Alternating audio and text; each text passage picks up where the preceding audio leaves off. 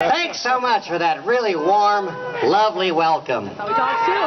That's how he talks too. Thank you. I'd like to speak to you, my fellow Michigandarians.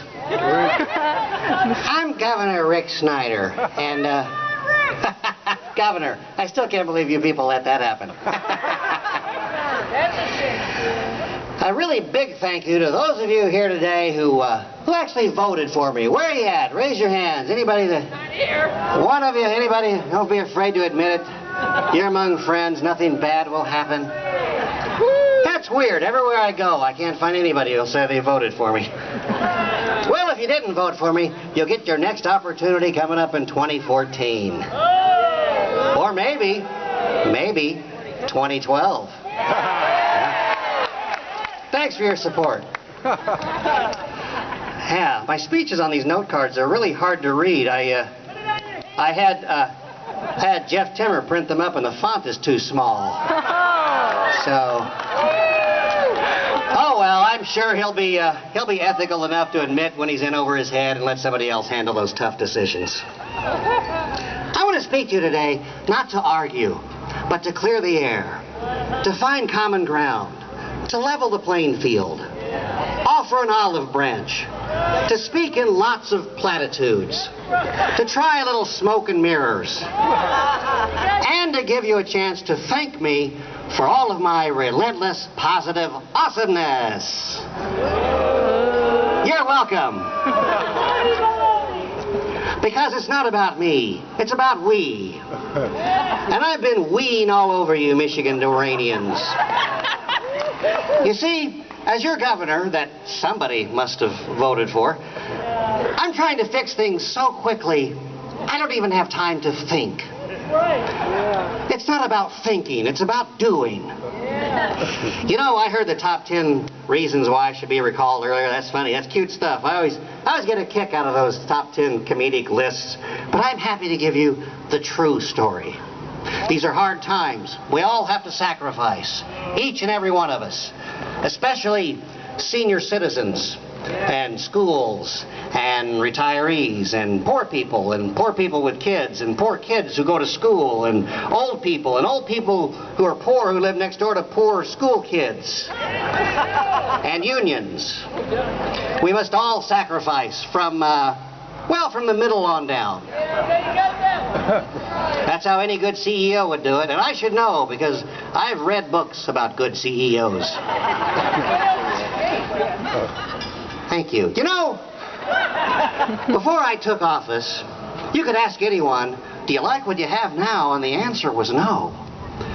But now, with me as your governor, people are beginning to look back at that time and say, you know, we really didn't used to have it all that bad. That's the legacy of my administration. Be grateful for what you have, because it can always get worse. That's right. We've got to stop looking at the past. It's time to move forward. It's not about going back to a time when we had things like hope. It's about moving forward to a time when we're all ruled by the all-powerful Koch brothers. Thank you. And you know, people just don't like change. That's a problem. Especially change that's bad for them and good for other richer people. How selfish can you be? I mean, these rich people need those annual bonuses. Otherwise, they'll end up just as poor as, well, you people. And they don't know how to be poor. That's the problem. At least you're used to it. You don't know what you're missing. People come up to me and they say, Dick. And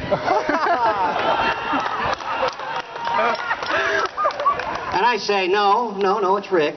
And they say, Dick. How could you have raided hundreds and hundreds of millions of dollars from our school aid fund and give it away to big tax corporations? You know, raided is such an ugly word. It's not about raiding or stealing. It's about reappropriating. There, that sounds better. I'm glad we could put that behind us. Raping would be better.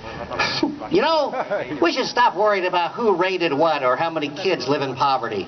Yes, I did cut unemployment benefits and family assistance to those who need it the most. But here's the plan. There is a plan here. If we make it hard enough on those deadbeats without jobs, they'll all flee the state. Unemployment rates will plummet.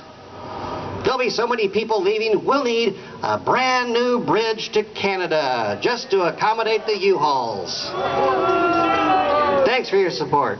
And cutting pay and benefit to teachers, that's the only way to make sure we have the best and the brightest teachers here in our schools. I mean, if we really make it miserable for teachers to stay here and live in poverty, only the really dedicated ones would stick around for that nonsense, right?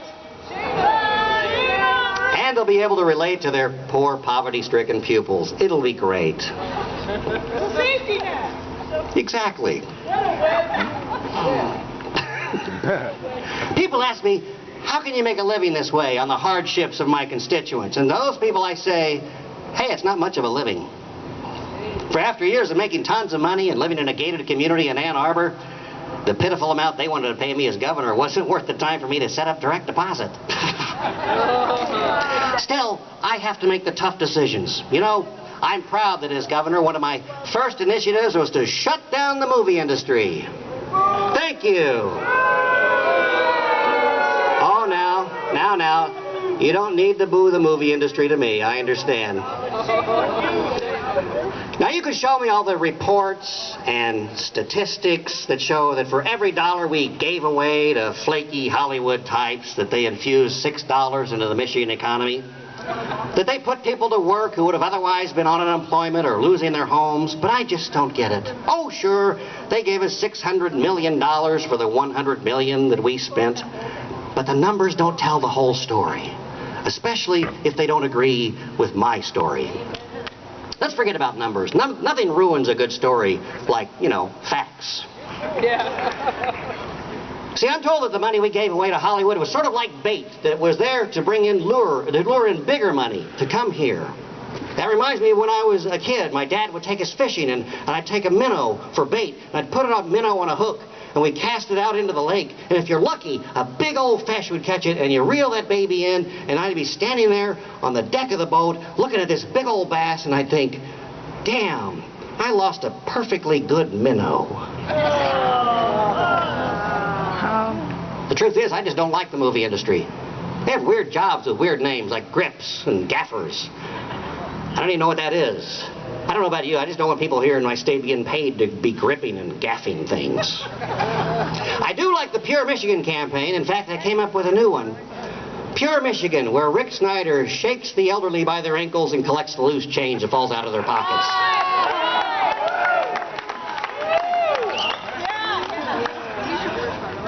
You know, people ask me, where are the jobs that you promised when you campaigned for governor?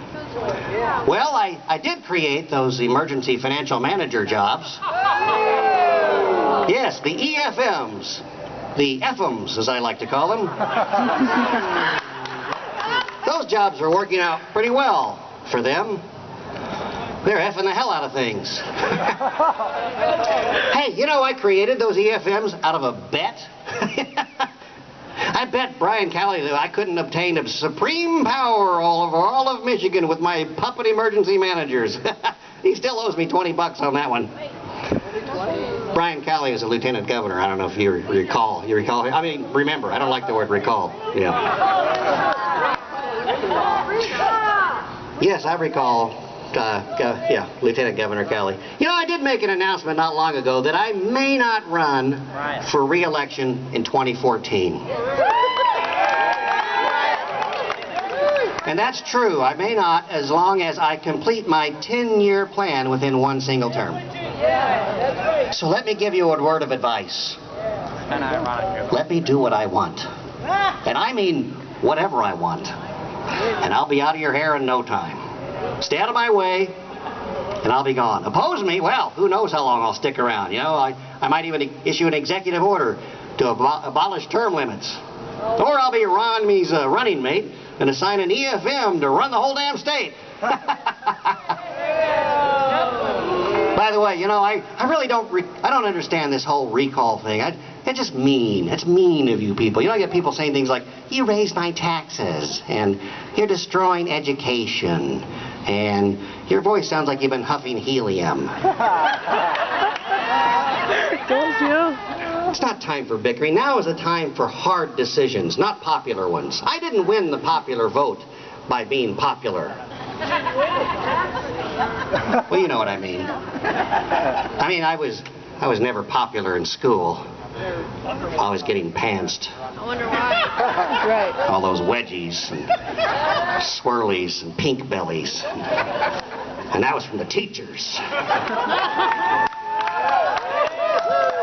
It's no wonder I hate teachers now. Everyone's calling me nerd back then, back when nerd was a bad thing. All of you laughing at me. Well, nobody's laughing now. Now it's my turn. It's payback time. You know, I'm a dreamer. Mostly because I nap a lot. When someone starts complaining to me about how I'm destroying Michigan, well, I just doze off.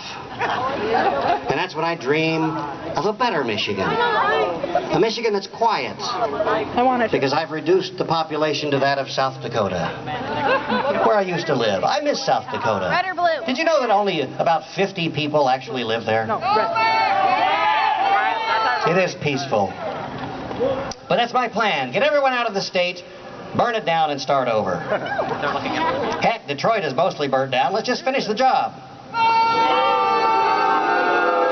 Don't talk about Detroit that way, please.